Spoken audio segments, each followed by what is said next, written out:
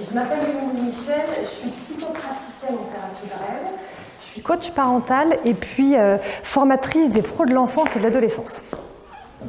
Et donc, nous allons passer la soirée ensemble pour parler de règles, de cadres, de limites, quoi. Tout ça. Du coup, on va tenter de répondre à 2 questions. Quelles règles on pose, déjà ? Et puis, ça, c'est déjà pas simple, hein. Et la deuxième question qui va venir direct, c'est une fois qu'on les a identifiées, ces règles, comment on les fait tenir ? Pas simple non plus. Alors, je suis vraiment désolée, mais je me dois de vous annoncer la mauvaise nouvelle tout de suite. Vous avez vu, je fais le suspense un petit peu. J'utilise le silence. Il n'y a pas de mode d'emploi, il n'y a pas de protocole. Tout de suite, on dit, bah, évidemment, on le savait, on a des enfants, évidemment qu'on le sait. Ben non, malgré ce que veulent nous faire croire les réseaux sociaux et certains bouquins. En fait, et on le sait, dès qu'on commence à avoir un enfant ou qu'on bosse avec des enfants, en vrai, hein, madame, on sait que ce qui marche pour un ne marche pas pour l'autre. Ce qui marchait pour un, à un moment donné, ne peut ne plus marcher quelques années après, voire quelques mois. Bon, c'est fait. Si vous avez la mauvaise nouvelle, on passe à autre chose. Du coup, je vais vous inviter à porter votre attention sur la danse qu'on fait avec nos enfants. Vous savez, quand on veut un truc, nous les parents, alors on veut un truc, on demande un truc, puis on a une réaction, feedback contre feedback. Vous avez vu la souplesse ? C'est une danse. Alors, plus ou moins plaisante, plus ou moins agréable. Ce qui est sûr, c'est que danser, même si c'est super chouette, c'est fatigant. D'accord ? Mais il y a des règles. Si, ça parle de règles. Il y a des danses particulièrement éreintantes. Vous savez, c'est le type de danse où les deux ont décidé qu'ils guidaient. Bah ouais, donc il y en a un qui tire, et puis l'autre qui pousse, et puis l'autre qui... Et là, c'est absolument pas plaisant. Et c'est juste, on est au bout de la vie à la fin de la danse. Il y a aussi la danse où, bon, ok, il y en a qu'un qui guide, donc c'est pas mal, mais alors l'autre, il se laisse complètement porter. Oui, donc ça donne un truc un peu comme ça, pareil, pas très plaisant, et éreintant aussi. Et de ces danses-là dont on va parler ce soir. Et on va se poser la question, comment on pourrait faire pour que ça danse autrement ? Comment on pourrait faire pour que ce soit moins fatigant ? Et du coup, je vais vous inviter à faire un pas de côté pour que ce soit différent, pour obtenir un résultat différent. Et comme il n'y a rien de plus radicalement différent que l'inverse, je vais vous inviter à faire un pas de côté à 180 degrés. Vous vous dites, mais où on est tombé ? On n'aurait jamais dû écouter les profs. Concrètement, je vais vous raconter des histoires que j'ai piochées dans mon cabinet. Et du coup, on va identifier ensemble. Parce qu'en vrai, si vous croyez être venu là pour pas participer, c'est faux. C'est fermé à clé, vous pouvez plus sortir. Terminé. Donc vous allez devoir bosser. En fait, vous allez identifier les danses qui se jouent entre chaque parent et son enfant. Et puis ensemble, on va construire un pas de côté à 180 degrés et on va regarder les effets. Vous êtes d'accord ? C'est une question rhétorique, vous êtes obligés. Vous êtes d'accord ? Ouais, super, sympa.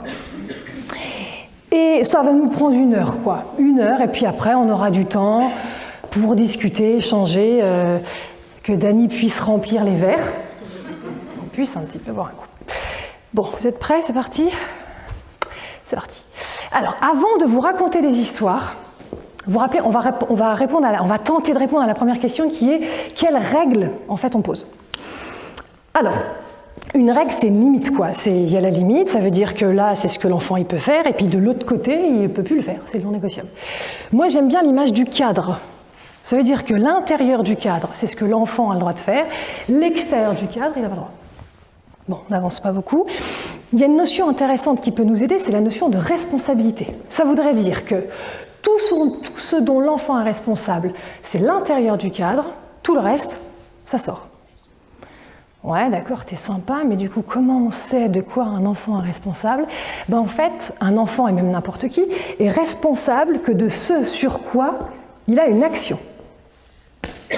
Prenons l'exemple de l'habillage.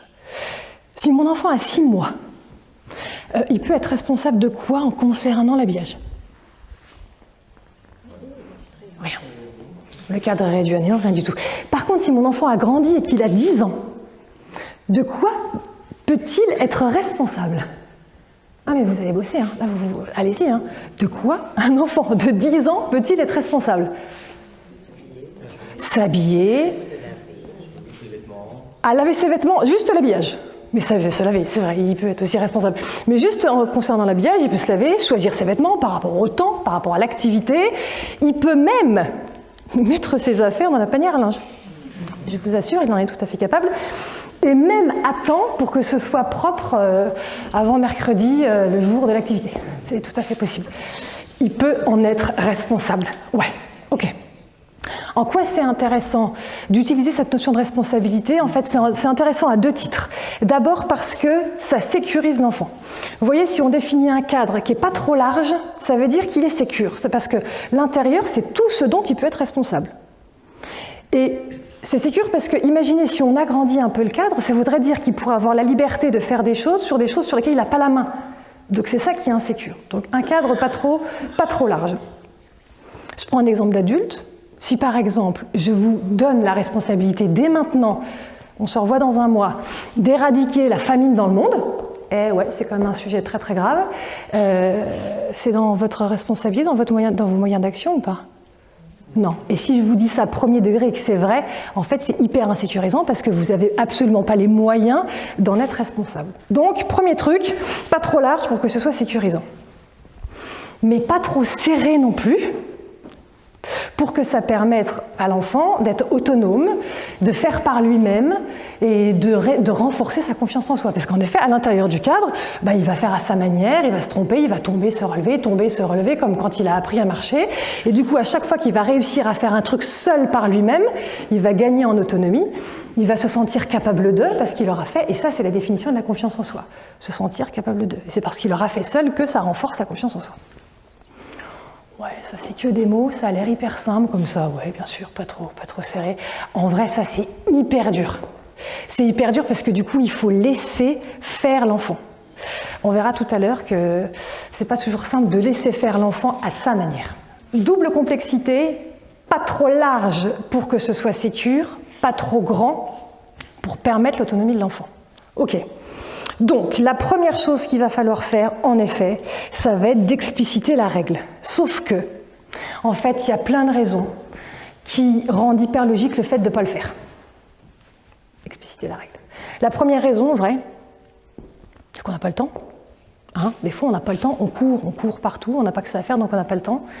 Et il y a des fois même, quand on demande à des parents, mais dans cette situation qui est hyper compliquée, là, vous, qu'est-ce que vous auriez voulu? C'est quoi le non négociable? C'est quoi? Eh bien, ils n'ont même pas eu le temps, en fait, d'y réfléchir. Donc, la première raison, c'est que parfois, un peu le temps. Deuxième raison, c'est que des fois, ça nous semble tellement évident qu'on ne le dit pas. Troisième raison, alors c'est plus rare, mais il y a certains parents qui disent « Non, mais moi j'aimerais bien juste que mon enfant il fasse sans que j'ai besoin de le dire. » Du coup, on ne dit pas.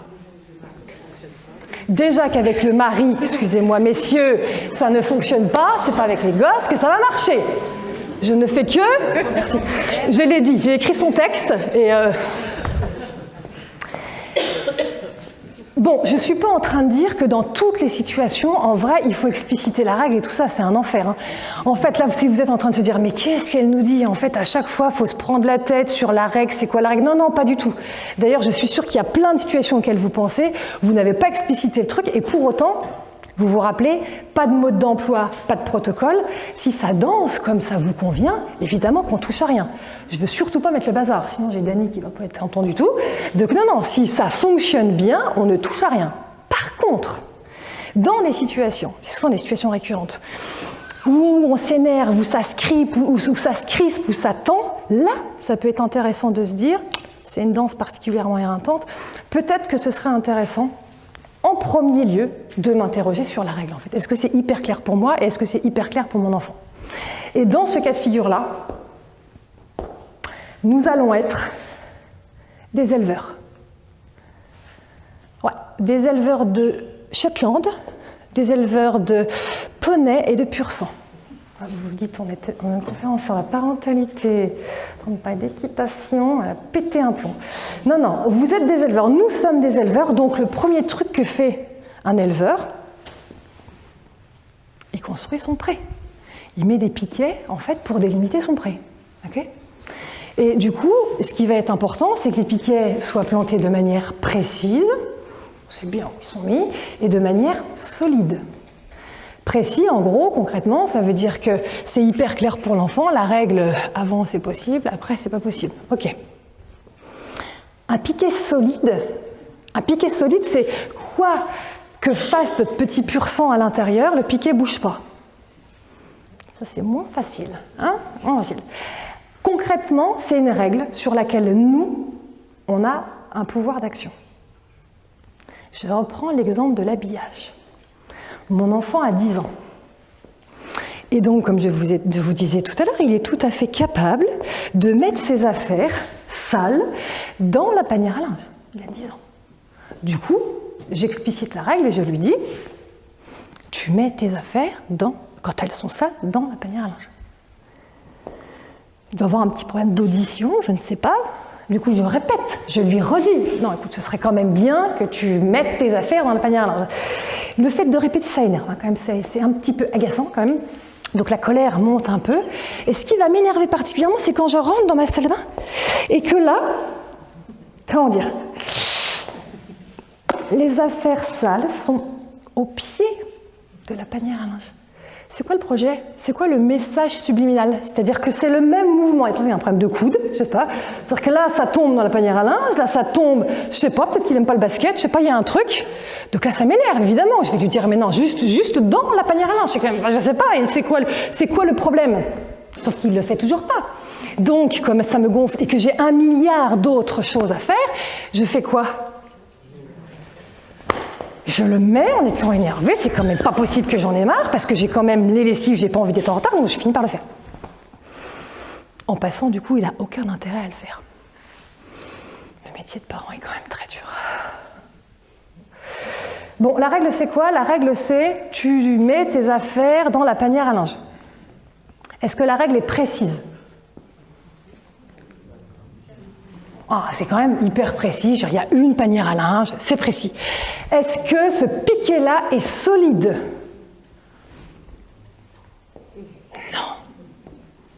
Non. Il y a des oui ou pas? Il y a un non. Solide, ça veut dire, concrètement, est-ce que cette règle-là, j'ai un pouvoir d'action dessus si mon enfant ne le fait pas? Alors, elle est solide ou elle n'est pas solide, cette règle? S'il ne le fait pas. Je voudrais avoir votre avis. Vous n'avez pas d'avis? Solide ou pas solide? Est-ce qu'on peut faire quelque chose? Est-ce qu'on peut le forcer à faire? Est-ce qu'on a la main dessus? Est-ce que nous, on a un pouvoir d'action dessus?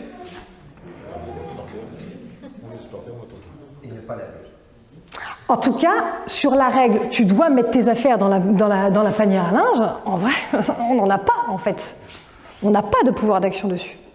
Du coup, j'ai vu, il y a des idées à droite, là, à ma droite. Comment on pourrait transformer la règle pour que ça devienne une règle solide, qui dépende de nous, en fait? Je vous fais bosser. Vous vous êtes dit, je vais venir, pépouze. Non, pas du tout. Pas du tout. Alors.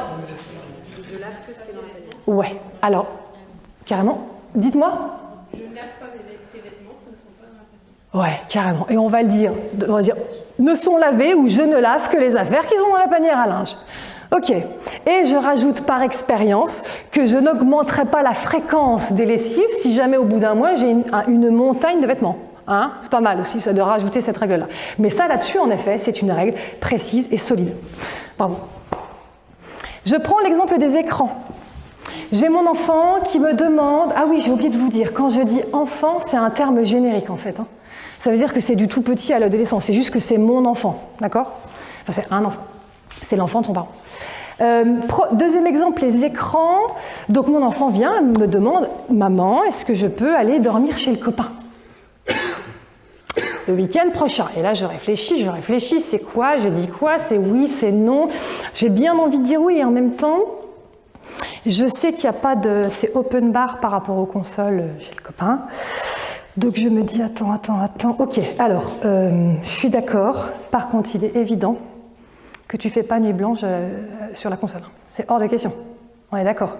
Ce n'est pas les grandes vacances, tu as fait ça les vacances dernières. Bon, mais on est bien d'accord, je peux te faire confiance.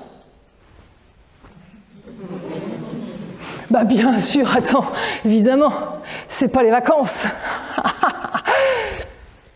C'est précis?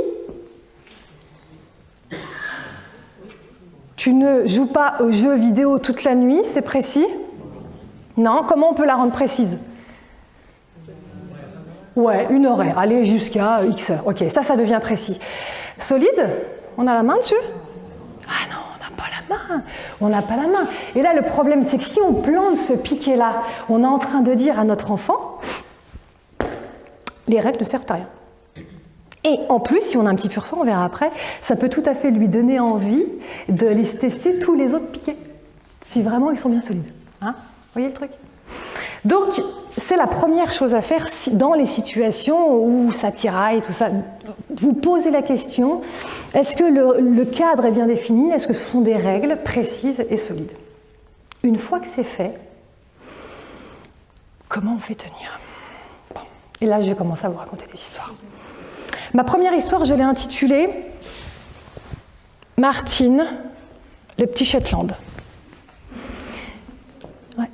Martine, elle a 4 ans. Et quand ses parents viennent me voir, ils me disent si vous voulez, avec Martine, en fait, c'est la lutte perpétuelle pour tout le temps. C'est un combat pour tout. Le matin, le soir, pour s'habiller, pour manger, en fait, on n'en peut plus. Je vous raconte, ça me fait du bien. Pas plus tard que ce matin, il faut s'habiller. Alors on fait comme il faut, on essaye de faire vraiment comme il faut. C'est-à-dire que la veille au soir, on lui prépare ses vêtements pour être sûr que ça va lui plaire, tout ça. Et là, ce matin, je suis dans sa chambre, elle n'aime pas trop quand je suis à côté d'elle, donc je lui dis, Martine, tu t'habilles, je m'en vais faire un peu mes affaires. Je reviens 5 minutes après, Martine, je ne sais même pas si elle s'est rendue compte qu'il y avait les affaires sur le lit. Donc je dis, Martine, non, pas ce matin. Allez, là, faut y aller quand même, tu vois, le temps avance là quand même. Je repars, je reviens 5 minutes après, il n'y avait pas une chaussette qui avait bougé. Donc je me dis, attends, là Martine, c'est pas possible, pas ce matin en fait. Aujourd'hui, on ne peut pas être en retard, je ne peux pas être en retard. J'ai une réunion hyper importante, de qu'il va falloir qu'on parte à l'heure. Est-ce que c'est bien clair? Vous savez ce que fait Martine? Elle me regarde droit dans les yeux, elle sourit, et elle se barre en courant. Donc là, je suis dans la 4e dimension, je vous jure, ça se passe comme ça. Je me mets à courir après mon enfant. On est où là? Je commence ma journée par un sprint. Alors elle se marre au début, sauf que je finis par la prendre et je l'habille de force. J'arrive au travail, j'ai des oreillettes sous les bras, j'ai les cheveux comme ça, je fais ma réunion, mais je ne sais pas comment en fait. Et honnêtement, j'ai un boulot stressant, mais rien à voir avec ce que je fais à la maison. Rien à voir, parce qu'attendez, ça n'est pas fini. J'arrive le soir, il y a le repas. Et le repas, là c'est pareil, je vous livre tout, on a tout essayé.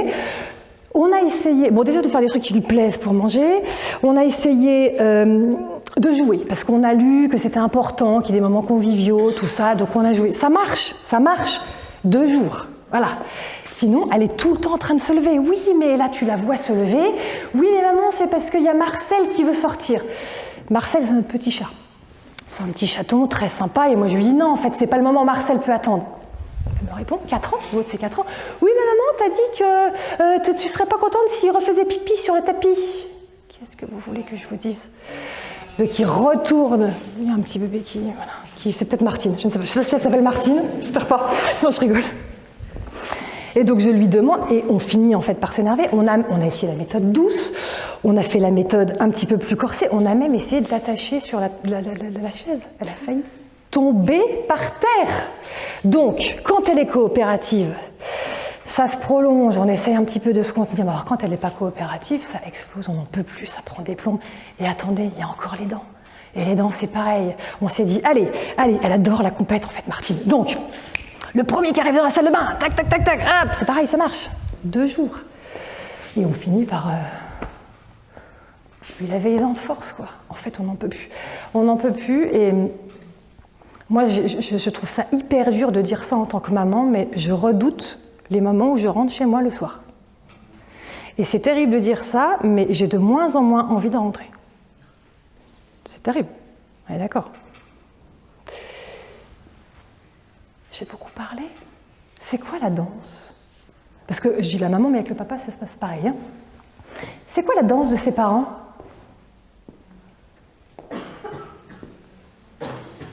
Qu'est-ce qu'ils font?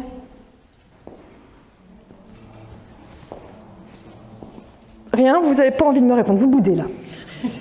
Ok, vous boudez. Ils font quoi? Qu'est-ce qu'ils font? Alors, allez-y. Je ne sais pas qui a parlé. Ils suivent l'enfant, c'est-à-dire? Ah, ils subissent, c'est ça que vous avez dit. Oui, ils subissent, ça c'est sûr, ça c'est clair, ils subissent. C'est un peu la conséquence, en fait. La conséquence, c'est qu'ils subissent fort. Mais à la base, ils font quoi? Qu'est-ce qu'ils font? Ils tirent. Ouais, c'est-à-dire?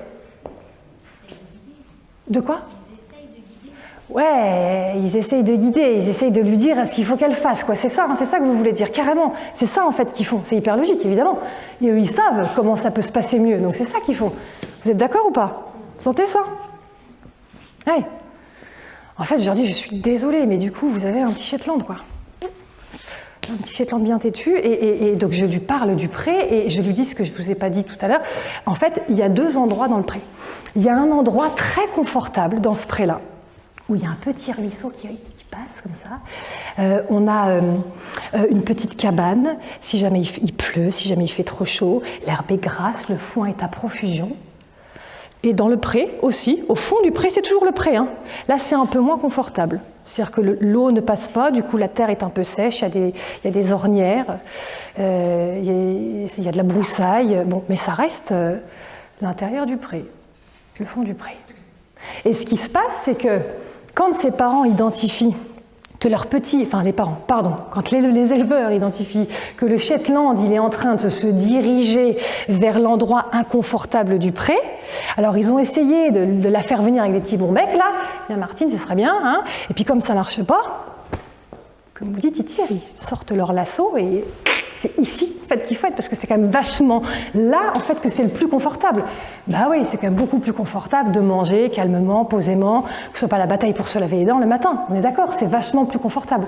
Donc c'est hyper logique qu'ils fassent ça, les parents. Et en même temps, le sentiment que ça donne, c'est que plus vous essayez de faire venir votre Shetland à l'endroit du pré confortable, plus, demi-tour droite, il file à l'endroit au fond du pré, quoi.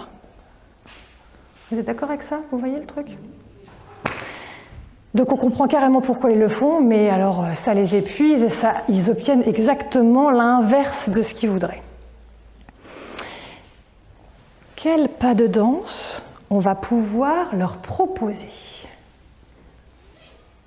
L'exact inverse, c'est quoi? Donc, ce qu'ils font, c'est tu dois être à cet endroit du pré parce que c'est quand même là que c'est le plus confortable. L'exact inverse de tu dois, c'est quoi? Je suis sûre que vous savez, vous dites non, je ne répondrai pas, non, j'ai pas envie de prendre la parole devant tout le monde, en plus il y a des caméras, j'ai complètement oublié de vous en parler, complètement. Donc il y a des caméras parce que ça ne filme que moi. Merde, je suis en train de mettre des trucs, là, je viens de péter les oreilles à Mickaël, pardon. Donc c'est que pour moi. Enfin, c'est pas que pour moi, ce sera diffusé, mais vous, on ne vous reconnaîtra pas. Et c'est moi qui filme, c'est pas vous. D'accord? Ok. Du coup, je sais plus où j'en suis.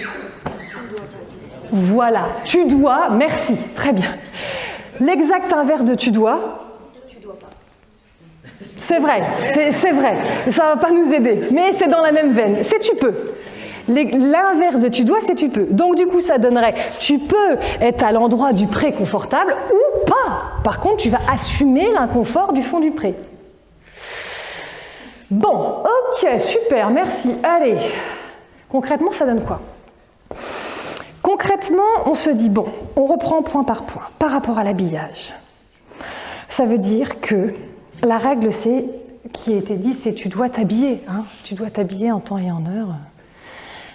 Sauf qu'en fait, on n'a pas la main là-dessus. Hein. Si elle n'a pas envie de s'habiller, elle n'a pas envie de s'habiller, sauf être dans un rapport de force bien fort. Du coup, comment on peut transformer cette règle-là pour que ça devienne une règle solide, une règle sur laquelle nous, on a un pouvoir d'action? Ce serait quoi? Sur quoi on a... En fait, on a l'action le matin que sur un truc. Un seul truc. Alors, je sais pas, qui parle? Pardon, je ne regardais pas du tout le bon endroit. C'est-à-dire... Et ce serait quoi les deux solutions? Tu peux faire ça ou faire ça. C'est-à-dire qu'on resterait peut-être dans son inconfort, mais c'est lui qui choisirait lequel. D'accord, mais du coup, concrètement? Par exemple, pour l'habillage, tu peux choisir de t'habiller seul ou mais non. Moi, j'ai pas envie, je me barre. Ça, faut qu'il soit coopératif, l'enfant. On imagine le pire, je vous embête. Mais ça peut fonctionner, on est d'accord, hein? De quoi? Le pire, j'ai pas imaginé, ça fonctionne en général. Ok, pas avec Martine, là ça marchait pas. Le petit Shetland têtu, ça marchait pas. Le seul truc, parce que là vous vous dites que le gamin il coopère. Et je rappelle aussi que du coup, il faudra y arriver. C'est-à-dire que je rappelle le cadre pour le coup en disant que ce qui va se passer s'il n'y a pas d'action choisie. Et s'il n'y a pas d'action choisie, il se passe quoi? En l'occurrence, je ne pourrais pas aller à l'école, je ne pourrais pas aller au travail, c'est toutes les conséquences qu'il va y avoir. Ouais, mais du coup, ça, on n'a pas la main. Enfin, on ne peut pas ne pas l'emmener à l'école, on ne peut pas ne pas aller au travail où vous avez un patron, une patronne qui est sympa. Ouais, mais c'est pour ça, on parle des trucs bien durs en fait, bien comme ça. Vous vous dites déjà, moi je dis pas ça, c'est quand même trop bien. Ce serait quoi? Moi je dis à 8h on part, si t'es pas éveillé, tu vas à l'école pyjama. Ouais, exactement.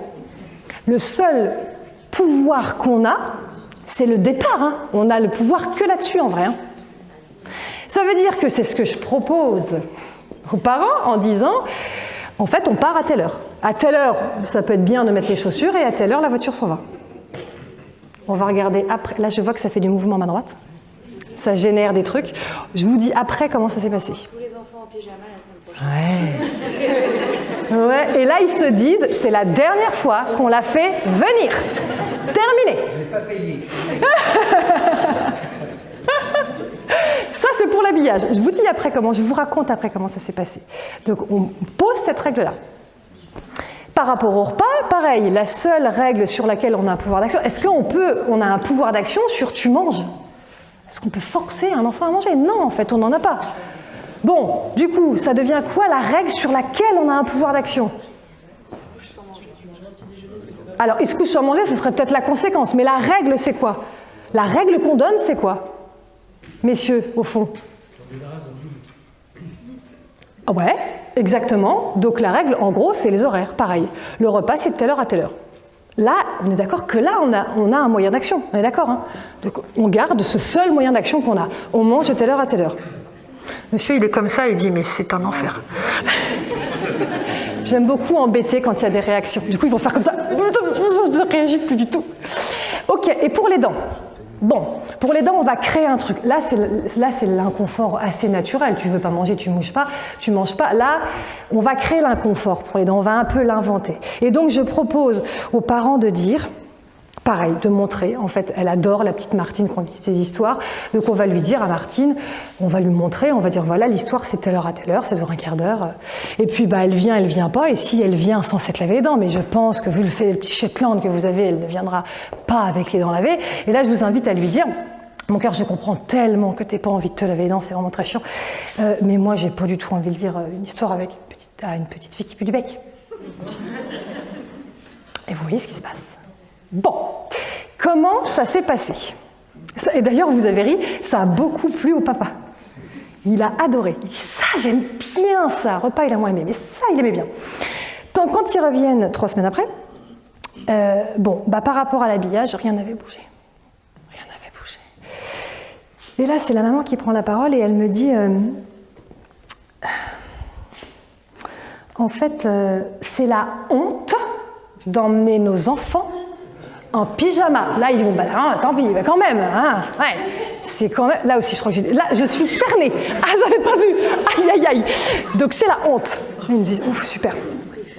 Et elle dit, moi, je ne comprends pas. Enfin, à un moment donné, mais moi, quand mes parents ils me disaient un truc, j'écoutais. Quand ma mère, elle me disait un truc, j'écoutais. Quand mon père me disait un truc, j'écoutais. Enfin, c'est quand même incroyable, en fait, ces enfants qui n'écoutent pas.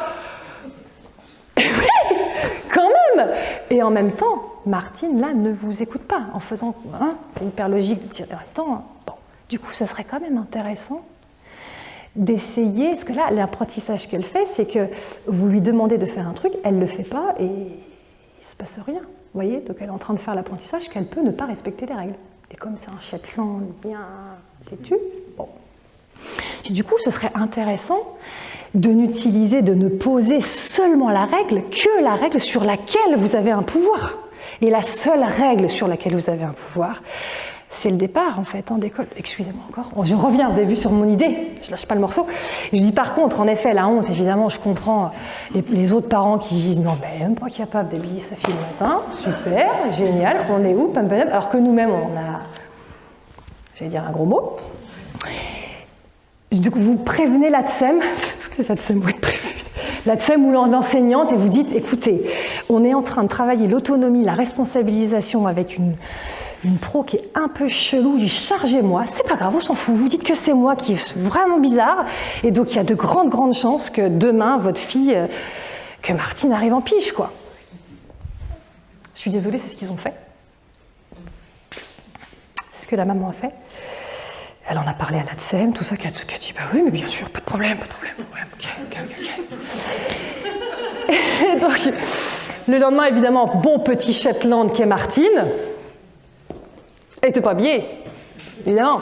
Quand l'heure est arrivée, la mère, elle a dit, ok, que la règle, je veux restaurer mon autorité, que la règle, je trace.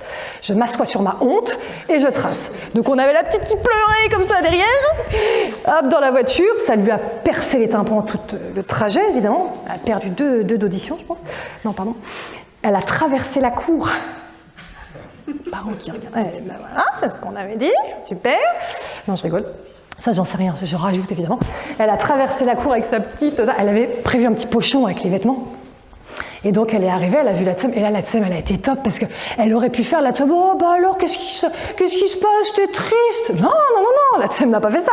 La TSEM, elle est restée hyper stoïque et elle a dit aucun enfant, aucun élève ne rentre dans cette classe en étant en pyjama, Martine. Les toilettes sont là-bas. Elle a pris son petit pochon et là la mère elle me dit, vous savez quoi, je sais pas ce qui s'est passé. J'ai tracé, je ne veux pas voir ça, je ne veux pas le carnage, je trace, moi j'ai ma réunion, je me barre, c'est pas moi, c'est Émilie, on s'en fout, voilà. Le soir, mais comme si rien ne s'était passé de son, elle n'y a pas pensé, elle s'est dit bon, c'est fait, on verra. Et le lendemain matin, Martine était à l'heure. En fait, Martine, entre deux inconforts, elle a choisi. Entre l'inconfort d'avoir envie de s'habiller alors que ça saoule de s'habiller le matin et l'inconfort d'être en pige, désolée, à l'école, en fait, elle a choisi le moindre inconfort. Elle a choisi pour elle. On n'a pas fini. Pour le repas. Là, cette fois-ci, c'est le papa qui prend la parole et qui dit non, c'est pas possible votre truc. Là, c'est n'importe quoi, c'est du grand n'importe quoi, parce que moi, j'ai réfléchi, c'est quand même hyper violent. Ça veut dire quoi? Ça veut dire qu'elle elle se couche, elle n'a pas assez mangé. Enfin, moi, j'ai pas du tout envie de pas nourrir ma fille. Enfin, à un moment donné, moi, je peux pas. En fait, moi, ça me fait peur. Enfin, je suis pas à l'aise, en fait, avec ça. Bah oui, évidemment. Évidemment que c'est pas le rôle des parents. Je lui dis, moi, je comprends infiniment, évidemment. Et en même temps, tant que Martine sentira que c'est plus votre sujet que le sien, manger à sa faim, en fait, elle n'aura jamais la capacité de faire des choses pour elle, parce que tant qu'elle n'a pas 100% de la responsabilité, tant qu'elle se dit que ce n'est pas son sujet à elle, aucun intérêt de faire autrement. Et du coup, aucun intérêt de faire pour elle, et donc de moins en souffrir, en fait. Ok, d'accord, vous essayez de me la faire à l'envers, mais ok, d'accord, je comprends. Bon, dès le soir même, il me dit, bon, je pensais à vous et je disais 100% de la responsabilité, 100% de responsabilité, je prends pas, c'est son problème, je tiens. Bah là, elle allait ouvrir à Marcel au moins 3-4 fois, évidemment. Elle a mangé, elle a grignoté à peine, mais c'était pumped up, quoi, n'importe quoi. Et puis est arrivée la fin du repas. Et là, bah, j'ai foutu en l'air leur soirée, hein. Autant vous dire que ça a pleuré, ça machin. Mais ils ont tenu, on l'avait anticipé, il faut qu'elle ait accès à rien du tout, et puis qu'elle vive l'inconfort de son fond de pré, quoi. Le lendemain, elle vient à table, et en fait, elle se lève une fois ou deux, mais quand même, c'est vachement plus apaisé. Et là, juste avant le dessert, le fruit, là, le papa, il dit à Martine, oh, tu vois, c'est quand même vachement mieux comme ça, quoi. C'est quand même vachement plus agréable. Ce serait bien que ça se passe comme ça maintenant. Martine l'a regardé, lui a souri et est sortie de table. Et là, je fais merde! Ah, c'est pas vrai! J'ai repris le truc, c'est redevenu mon sujet. Là, ça a été flagrant, en fait. Donc, il s'est dit, ok, je prends pas. Et ça a pris plusieurs jours quand même, pour qu'au final, ce soit plus un sujet, tu viens pas. En fait, la fin du repas, c'est ça, et ça a fini par s'apaiser. Bon, c'est tout sauf simple, on est d'accord, hein. Là, je rigole, je fais le clown, mais c'est hyper dur. Dernier sujet, les dents. Alors là, les dents, ils en avaient rien à faire. C'est pas grave s'ils se lavent pas les dents pendant 15 jours, si elles se lavent pas les dents pendant 15 jours, 3 semaines, on s'en fiche. Il n'y avait pas de peur derrière, il n'y avait rien. Donc il a adoré. Il dit j'attends de dire votre phrase. J'ai trop envie de dire votre phrase. Elle me plaît votre phrase. Et en effet, c'est exactement comme ça que ça s'est passé. Mon cœur, mais évidemment que t'as pas envie de te laver les dents. Je comprends tellement. Et en même temps, moi, je n'ai pas du tout envie de lire une histoire à une petite fille qui pue du bec. Elle a fait une tête. Elle a un peu râlé, et puis comme il avait montré, vous savez, un timer, en disant mais voilà, moi je suis là jusque-là. Elle a filé, elle s'est lavé les dents. En 2-2, il faut le dire, quand même, c'était pas extraordinaire, mais elle a eu un tout petit bout d'histoire, quoi, et ça s'est terminé, donc elle a un peu râlé, bon. Et puis, dès le lendemain, elle était là à l'heure, parce qu'elle avait très très envie de lire son histoire. Encore une fois, elle a choisi le moindre inconfort, vous voyez, elle a vécu l'inconfort de son fond de pré. Ce que je trouve intéressant dans cette situation, dans ces 3 situations, c'est on voit là à quel point c'est hyper difficile de lâcher prise, de lâcher de l'assaut quand on a des peurs ou quand on a comme ça des valeurs éducatives qui sont hyper louables. En gros, c'est hyper important que notre enfant nous écoute. C'est ça le moteur, je ne sais pas si vous le sentez, mais c'est le moteur qui fait qu'on va tirer sur l'assaut. Vous sentez le truc ? Et d'ailleurs, elle me l'a dit avec ces mots. Elle était très émue à la fin et elle m'a dit en fait, j'ai réussi à lâcher prise quand j'ai compris et j'ai accepté que Martine, c'était un petit pur sang, un petit Shetland bien têtu. Parce que elle est tellement éloignée de ce que moi j'étais quand j'étais petite. Elle est tellement éloignée de ce que j'avais imaginé en fait avoir comme enfant qu'il m'a fallu un peu de temps en fait pour la voir telle qu'elle était et accepter le truc et réussir à lâcher. Ce que nous dit cette histoire, c'est absolument pas qu'il faut tout lâcher. C'est pas du tout ça que ça dit. Pas du tout. Tout lâcher, enlever les piquets. Non, pas du tout. Juste ce que ça dit, dans cette situation très précise, alors quand on voit comment ça dansait avant et qu'on était vraiment dans un rapport de force, du coup, il est beaucoup plus productif, quand on est sûr et certain de nos piquets, que nos piquets sont bien plantés, du coup, de lâcher en fait le rapport de force. C'est ça que ça dit. Ça va pour vous ? Ouais. Il y a 2 périodes en fait dans la vie, dans le développement de l'enfant où les risques sont plus forts de rentrer dans un rapport de force. Les 2 périodes, c'est la première adolescence, qui a lieu entre 18 mois, 2 ans et 3-4 ans, et l'adolescence qu'on connaît mieux, vers 11-12 ans, 17 ans. En fait, c'est 2 moments de passage. Le premier, c'est le passage entre le nourrisson et l'enfance, et puis le deuxième, c'est un passage entre... Ouais, c'est long, il y en a qui en ont plusieurs de cet âge-là, et il y en a qui bossent avec des tout-petits. Oh là là, bravo, admiration.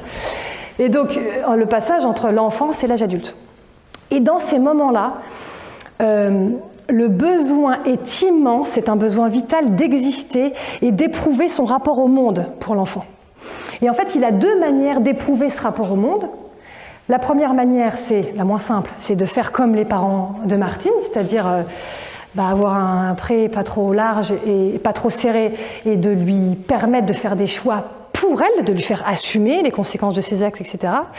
Mais quand l'enfant n'arrive pas à faire ça, quand il n'arrive pas à exister pour lui, en fait, il va exister contre l'autre. Et du coup, il va se mettre en rapport de force. Vous voyez le truc ? Et ce qui est embêtant, au-delà du fait que c'est épuisant d'être dans un rapport de force, ce qui est embêtant, c'est que, du coup, voyez bien le petit Shetland, je vais essayer de faire le petit Shetland. Le petit Shetland avec le lasso comme ça qui tire dans le fond de son pré, qui tire, et qui donc va être centré sur la douleur infligée par le lasso. Et donc, il ne va rendre responsable que la personne qui est à l'autre bout du lasso, son parent. En oubliant complètement qu'en fait, s'il est au fond du pré, c'est quand même lui qui l'a décidé. Donc pour être sûr et certain qu'il puisse faire ses choix pour lui et qu'il ressente bien l'inconfort du fond du pré, ça va être hyper important d'enlever le lasso. Parce que du coup, sinon, ça fatigue, ça abîme la relation et ça déresponsabilise l'enfant. Vous voyez un peu le truc ? Voilà pour la première histoire. Ça va pour vous ? Je vois des têtes genre, d'accord, on n'est pas sorti. C'est ça que vous vous dites, je ne sais pas. Deuxième histoire, je l'ai intitulée, je ne sais plus, il s'appelle Martin et il a 7 ans. C'est les ruades de Martin. Vous avez vu l'originalité des prénoms ? Vous avez vu ou pas? Vous l'avez noté? Merci, c'est gentil. Donc Martin, il a 7 ans. Et là, je voulais vous raconter cette histoire parce que pour faire le focus sur ce qui se passe quand le petit pur sang, il se rapproche de la clôture. Il se passe quoi? Et spoiler, les pur sang détestent être contraints dans leur liberté. Et quand il y a une clôture, il se rapproche d'une clôture, il y a ruade. Il y a ruade. Et en effet, c'est ce que me raconte la maman de Martin. Elle me dit, mais en fait, mon enfant, Martin, il ne supporte pas le non. Il ne supporte pas. Dès qu'on lui dit non, en fait, c'est la crise. Il pète un câble et c'est la crise, quoi. Bah, je vous raconte. Pas plus tard que mercredi, voilà, il y a 2 jours, pas plus tard que mercredi, il me demande, maman, est-ce que je peux faire un petit peu, il a un petit temps où il fait des petits jeux là sur ma tablette, est-ce que je peux faire un petit temps de jeux vidéo? Je vous le dis, hein, vous ne pouvez pas le savoir, mais en fait, il a déjà fait son temps le matin. Du coup, je lui dis, Martin, mais Martin, en fait, tu sais que c'est pas possible, tu as déjà fait ton temps ce matin. Oui, mais attends, maman, attends. C'est parce qu'en fait, on a vu avec Marty que du coup, il fallait qu'on découvre un autre petit jeu et du coup, on en parle demain, mais j'ai pas eu le temps ce matin de le faire. Non, Martin, en fait, non. Non, tu as ton temps, tu feras peut-être ça samedi au prochain, mais en fait, c'est non. Mais non, mais t'as pas compris. Stop, déjà, tu te poses un petit peu. Mais maman, tu comprends pas, mais tu me laisses pas parler. Tu ne me parles pas sur ce ton. Et là, ça monte. Je finis par m'énerver, s'énerver. Je dis, tu vas te calmer dans ta chambre, on pourra en reparler après. Ça tape, ça claque, ça plaint la porte et il finit dans sa chambre. Oh, globalement, ça se passe à chaque fois comme ça. Alors on parvient quand même, quand j'entends qu'il s'est un peu calmé, parce qu'il s'énerve dans sa chambre, à chaque fois j'y retourne. Et je lui dis, on en parle, je lui dis quand même, Martin, tu vois, ça va pas, quoi. Tu vois, ça va pas. Puis, parce qu'en plus, je trouve que il me parle de plus en plus mal. À la fin, il me dit des trucs de... Enfin, il a 7 ans, quoi. C'est l'adolescence ou quoi? C'est quoi le truc? C'est de pire en pire, en fait. Donc on en parle tous les deux. Il est un peu penaud. Ce serait bien que tu trouves une manière, en fait. Mais là, c'est pas possible. Ça peut pas, dès que c'est non, en fait, partir comme ça, en fait. C'est pas possible. Mais en fait, ça change rien. Ça change rien, quoi. C'est toujours la même chose. Vous voyez, il est d'accord. Ou elle est d'accord, je ne sais pas. C'est quoi la danse de cette maman? Je vous refais bosser. Alors, c'est quoi la danse? Qu'est-ce qu'elle fait, cette maman? Qui est très logique, hein. Qu'on fait quasiment tous. Hein. C'est quoi? Si on devait mettre un titre à tout ce qu'elle a fait, là, tout ce que je vous ai décrit, c'est quoi?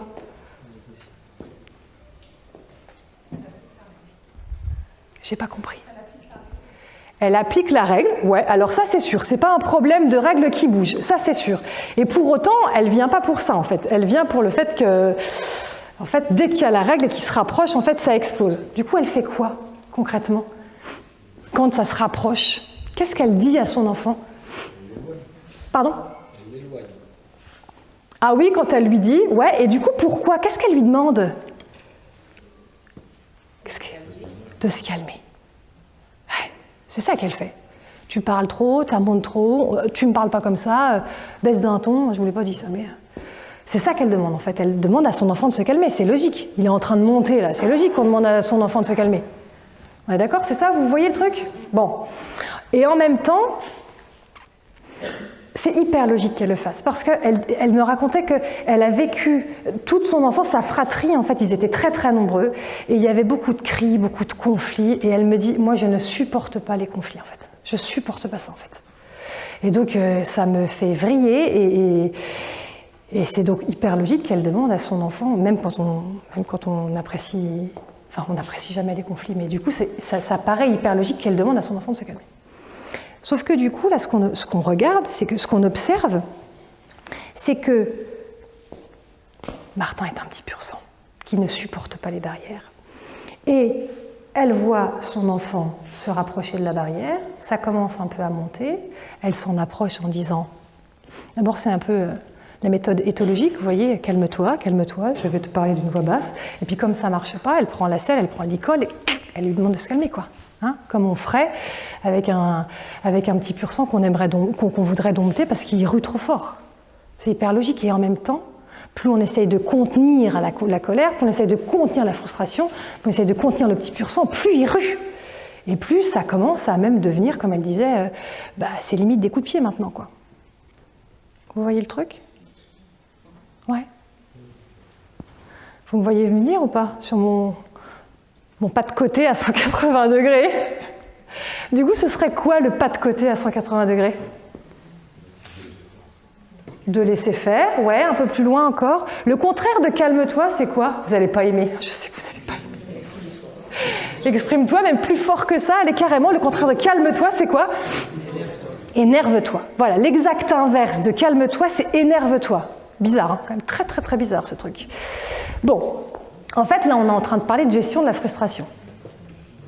La frustration, c'est hyper logique que Martin il soit frustré dans ce cas-là, parce qu'il veut quelque chose qu'il n'obtient pas. Donc, il est frustré. Ok. La seule manière d'apprendre à nos enfants à supporter la frustration, c'est de leur permettre de traverser la frustration, comme une désensibilisation. Vous savez, quand le bébé il naît, en fait, quand il est pas en colère, il est la colère. Vous savez, même le tout petit qui pète des câbles, là. Parce qu'en fait, il est au degré quasi zéro de supporter la frustration qu'il est en train de ressentir. C'est du vécu, hein? Bah oui, tous, on a vu tous des petits, évidemment. On les revoit s'énerver, tout ça exploser. Et donc, la seule manière de faire cet apprentissage-là, ça va être de leur permettre de traverser la frustration.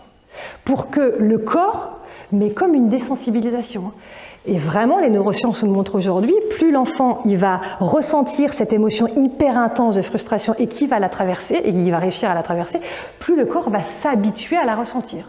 Jusqu'à, ça se fait tout doucement, hein, mais jusqu'à être frustré de quelque chose et en fait le supporter sans piquer de crise, ce qu'on réussit à peu près, nous, à faire les adultes.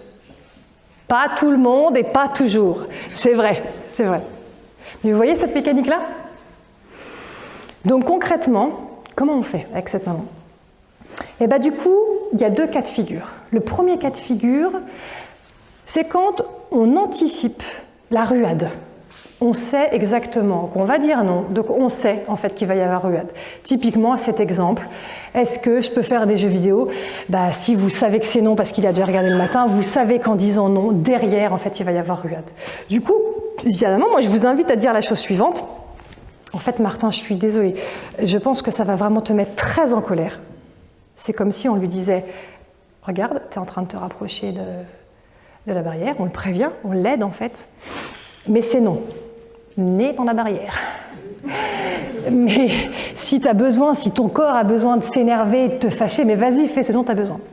Ou si je recommence, maman, est-ce que je peux regarder un petit peu de jeux vidéo, s'il te plaît, cet après-midi? Oh non, j'entends mon chat, mais du coup, je sais que ça va te mettre très en colère, mais du coup, tu as déjà utilisé ton temps ce matin, donc c'est non. Mais si tu as besoin de faire ta crise, de t'énerver, vas-y, en fait, vas-y, énerve-toi. C'est bizarre, hein? Pas du tout ce qu'on fait, hein? Et de le laisser ruer. Deuxième cas de figure, quand ça rue sans prévenir, et ça arrive assez souvent. Cette maman, quand elle l'entendait ruer à un autre endroit de la maison, genre le temps d'écran qui s'arrêtait, tout ça, ça ruait, comme c'était très difficile pour elle, elle y allait. Puis elle disait, maintenant, arrête, non, t'es pas tout seul dans la maison, tu te calmes. Alors là, c'était de pire en pire. Donc là, on a dit, là, c'est pareil, on laisse, s'il n'est pas à côté de vous, il est au fond du pré, laissez-le ruer. On n'intervient pas, on regarde ce qui se passe quand on le laisse aller au bout de ses ruades, sans nous intervenir. Et si jamais il rue sans qu'on l'ait prévenu et qu'il est avec nous, là encore une fois, hyper difficile, on va le laisser ruer, voire on va l'inviter en fait à ruer plus fort. Ça crame autant que ça crame une bonne fois pour toutes. Hein, vous voyez, donc le feu est là, autant que ça crame une bonne fois pour toutes. Comment ça s'est passé? Les enseignants ils disent, mais on ne ferait jamais ça dans nos classes. Non, c'est vrai que c'est un peu moins adapté. Hein. Ça c'est vrai. Comment ça s'est passé? Au retour, 15 jours après, la maman me dit, il n'y a plus de crise. En fait, les crises où ça pétait, en fait, il n'y en a pas eu. Alors, il s'est énervé, évidemment, hein, il s'est énervé. Par contre, il y en a eu moins. Ça a duré moins longtemps et ça a été moins intense. Qu'est-ce qui fait que ça s'est calmé de manière assez rapide quand même? La première raison, c'est qu'on a arrêté de mettre de la frustration à la frustration. Vous voyez, quand on voit notre petit pur sang s'énerver et que nous, évidemment, on n'a qu'une envie, en plus on a passé une journée de merde et tout ça, on est fatigué, évidemment qu'on met la selle, évidemment qu'on dit tu te calmes, machin. Le fait d'arrêter de faire ça, on ne rajoute pas de la frustration à la frustration. Et donc, c'est pas pour ça que c'est simple, hein, mais donc ça veut dire qu'il n'y a que la frustration de l'enfant. Et une fois qu'on réussit, et encore une fois, c'est extrêmement difficile, à laisser ruer, bah, au final, on se rend compte qu'il y en a moins. Et là, c'est une question de temps. Plus on va réussir à laisser ruer, et plus l'enfant, il va se désensibiliser, il va parvenir de mieux en mieux. Alors, c'est pas fini à 7 ans. Hein. Cette maturité cérébrale, c'est entre 25 et 30 ans. Peut-être qu'il y en a qui sont encore pas matures. Je ne sais pas, peut-être là-bas. Si, vous êtes mature, vous ? Vous êtes mature, vous faites jeune, d'accord. Je ne sais pas si tout le monde est mature, mais en effet, il faut du temps. Mais plus il va traverser et plus son corps va supporter. C'est pour ça, en fait, que ça s'est apaisé. Vous êtes toujours présents, c'est bon, ou je vous ai un petit peu endormi là ? Vous êtes là ? Vous êtes là, ok. Eh bien, j'ai encore une dernière histoire à vous raconter. Et ma dernière histoire, je l'ai intitulée « Martha défonce les clôtures » avec un S. Elle a 10 ans, Martha.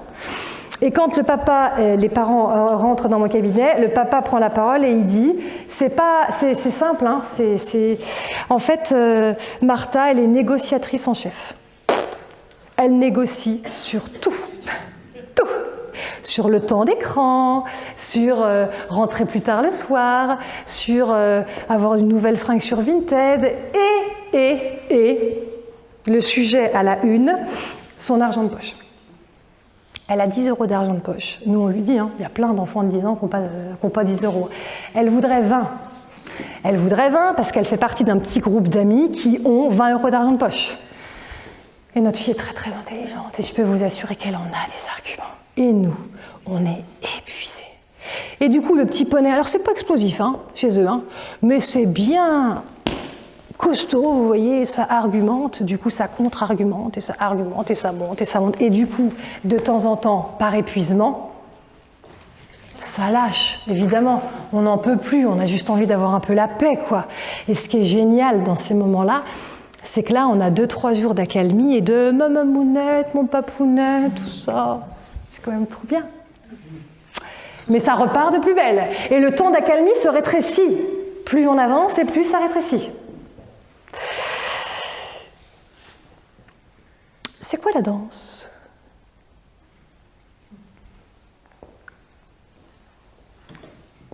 Qu'est-ce qu'ils font, ces parents ? Allez-y, je suis sûre que vous savez. Ouais, ils changent le cadre, on pourrait dire comment ? Ouais, ils cèdent, ouais, ils cèdent, carrément. Puis ils font un autre truc. Avant ça,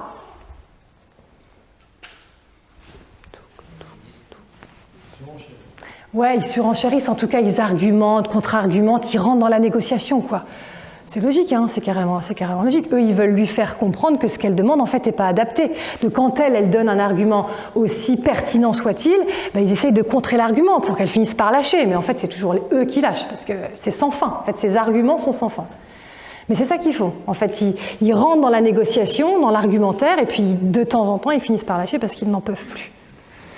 Donc là, on a affaire à un petit poney, peut-être même un cheval de trait, j'en sais rien, bien tranquille, bien, et qui, tranquillement, vous voyez, ce serait bien que la clôture soit là. Non, c'est pas bien. Si, ce serait bien. Non, ce serait bien. Si, ce serait bien. Vous voyez, ce truc-là. Et chacun est d'un côté, donc c'est pas explosif, hein, mais c'est épuisant, on a autre chose à faire. Hein. Donc c'est normal qu'à un moment donné, le poney, il parvienne à déplacer la clôture. Donc ça lui donne envie, même s'il céderait une fois sur 100, vous voyez comment ça motive le poney pour continuer à pousser. Hein ? D'accord ? Ce serait quoi du coup le pas de côté ? À 180 degrés. Arrêter de négocier, oui. Sortir de la négociation, parce qu'il faut être deux pour négocier. Sortir de la négociation. Ça, c'est le premier truc. Et l'autre truc, ce serait quoi ? Hop là. Hop là. Plus global. Sur tout ce qu'elle fait. Elle négocie sur tout. Hein, on a dit qu'elle négociait sur tout. Donc, en effet, sortir de la négo. Et qu'est-ce qu'elle fait ? Il cède. L'exact inverse de céder, c'est quoi ? Tenir. Tenir le nom. On sort de la négo et on tient le nom. Bon. Du coup, concrètement, c'est facile de dire « ouais, vous arrêtez, vous tenez », c'est ce qu'ils essayent déjà de faire. Donc, c'est pas pour rien, en fait, s'ils n'y arrivent pas. Ben ouais, parce que du coup, ils sont épuisés d'être sur tous les piquets. Ils n'arrivent pas à être sur plein de piquets en même temps. Du coup, on dit ce qu'il faudra, c'est que vous choisissiez vos combats. Pour casser cet apprentissage que votre fille est en train de faire, qui est si j'insiste, j'obtiens. Donc ça veut dire qu'il ne faut plus qu'un non se transforme en oui. Parce que vous voyez, c'est ça qu'elle fait comme apprentissage. Le non qui se transforme en oui. Donc même si elle dit un non, elle se dit qu'à un moment donné, à force, ça va finir par se transformer en oui. Vous voyez le truc ? Donc la première chose à faire, on choisit ses combats.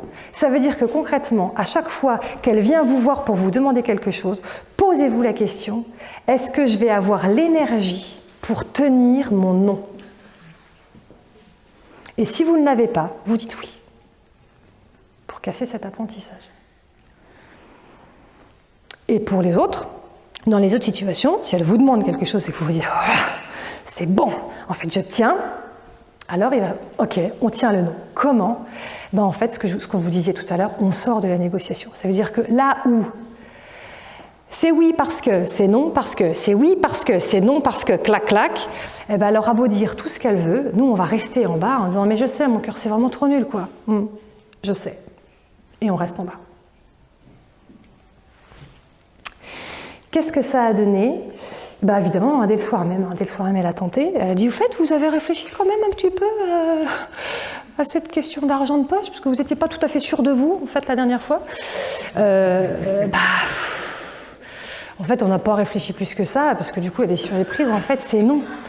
Ah ouais, mais non, mais attends, il faut quand même que je vous dise que là, ça impacte vraiment fortement mon côté social, vous voyez, ma vie sociale. Oui, je sais, c'est vraiment nul. Oui, c'est vrai, c'est vraiment nul. Non, mais vous voulez quoi ? Vous voulez ma mort sociale, c'est ça ?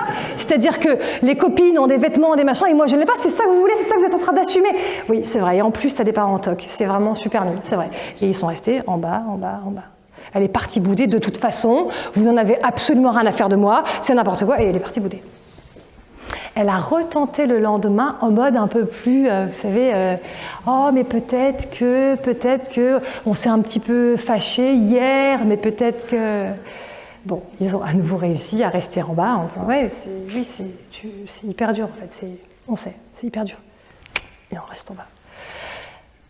Du coup, le fait de sortir de la négociation, ça s'est arrêté, pareil, au bout de quelques jours, assez rapidement en fait. Alors, ça n'a rien de magique et rien de... C'est hyper difficile de faire ces virages à 180 degrés. Pour conclure, ce que je voulais vous dire, c'est que, évidemment qu'il y a des moments, et il n'y a aucun problème de négocier et de faire bouger le cadre. Évidemment, quand en fait ça danse et que ça vous convient, la manière dont ça danse derrière, évidemment. Évidemment que des fois on répète et puis on va dire à notre enfant, tu fais ça, tu te dépêches, machin. Évidemment que des fois on va lui dire, tu te calmes, s'il te plaît, un petit peu, mollo. Mais tant que...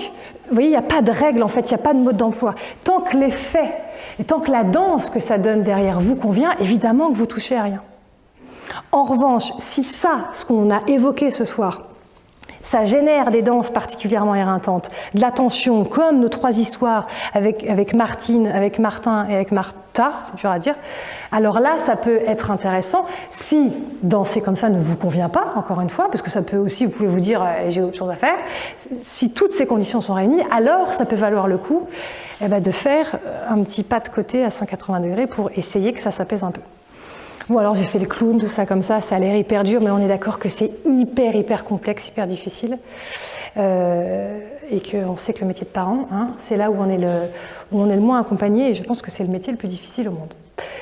En tout cas, j'espère que ça vous a plu. Je vous remercie pour votre écoute et pour votre participation. Merci à vous. Merci.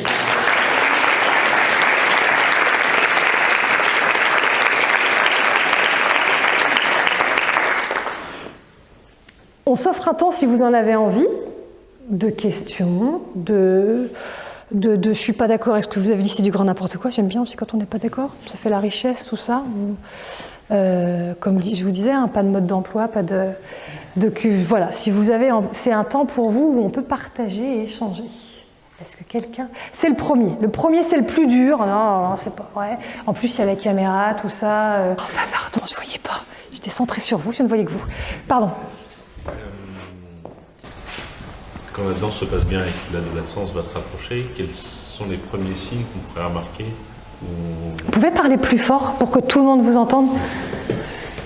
Quel serait, quand la danse nous plaît bien, mais que par exemple l'adolescence va arriver et que ça va devenir compliqué, quels sont les premiers signes à remarquer où on se dit, là la danse, elle commence à plus me convenir, il faut que je réagisse? Parce que tant que ça va, et justement on laisse des largesses, on bouge le cadre, etc. Et quels sont les premiers signes à remarquer où on se dit, bah là la danse, on sait que ça va continuer de bien aller? Ouais. Vous avez entendu la question? En gros, quand ça fonctionne bien, ça nous va bien, notre enfant il n'est pas encore adolescent, est-ce qu'il y a des signes qui pourraient nous faire dire, pour préparer l'adolescence? En fait, monsieur veut dire la crise d'adolescence. Alors, je vais vous dire un truc, peut-être vous allez vous dire, mais c'est vraiment décidément du grand n'importe quoi. Moi, je pense qu'il n'y a pas de crise d'adolescence. En fait, il y a une crise de la relation. Et que du coup, tout comme il peut y avoir avec le tout petit, c'est une crise de la relation quand il est plus grand. Parce que comme je vous disais tout à l'heure, ça va être hyper le besoin, ce qui marchait avant, où le gamin, parce qu'en fait, quand on est comme ça dans un rapport de force, le gamin, où on va dire tu fais, et il y a plein de moments où en fait, un rapport de force, où justement on n'est pas dans un rapport de force, mais on va dire à l'enfant, tu fais ci, tu fais ça, machin. Eh ben, si l'enfant, arrivé à l'adolescence, il a la sensation que dans ce type de relation, il n'agit pas assez pour lui, il n'est pas assez dans son pouvoir d'agir parce qu'il a l'impression de se soumettre, il va se rebeller. Vous voyez ? Donc, je peux difficilement répondre à votre question juste en vraiment analysant les danses. Est-ce que, parce que c'est ça qui se passe quand ça ne se passe pas à l'adolescence, ça rentre dans un rapport de force. Et l'enfant, l'ado ne se met pas tout seul dans un rapport de force. Et c'est compliqué quand on est fait, mais tout est toujours bougeable et tout est toujours apaisable, entre guillemets, au maximum. Mais c'est vrai que c'est compliqué quand on arrive à l'adolescence, que c'est hyper crispé et qu'avant, il y avait déjà des rapports de force. Et arrivé à l'adolescence, en fait, où là, le besoin d'exister, si le gamin il n'a pas appris à exister autrement, lui, ça va être un terrain de jeu juste magnifique. Donc là, je ne réponds pas à votre question. Autre chose, mais bon, j'aime pas ces trucs un peu tout faits, parce qu'en fait, chaque situation est tellement unique. Je dirais que, ça fait très gnangnan ce que je vais vous dire, mais tant que vous pouvez parler à votre enfant aussi, c'est à l'adolescence où ça se coupe, où ça peut s'arrêter. Le fait de pouvoir communiquer, le fait de pouvoir... Et ça, plus on va dire à un enfant de penser comme ci, de faire comme ci, ou de penser autrement, d'essayer de changer ses lunettes parce que ça ne nous convient pas trop, ou ça nous fait peur dans les relations aux autres, etc., du coup, la conséquence, ça peut être qu'il arrête de nous en parler parce qu'il se sent jugé. Mais bon, tout ça est un... Vous voyez, je suis en train de vous dire un truc...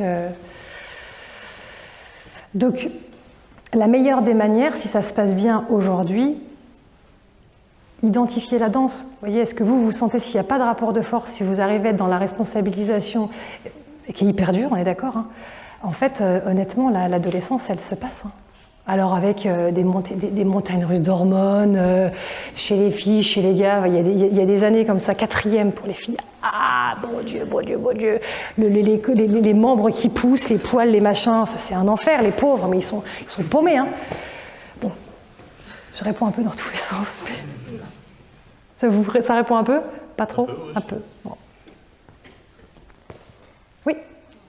Si on a un Shetland qui apprécie le mauvais côté, et que lui, il adore son mauvais côté, qu'est-ce qu'il faut faire?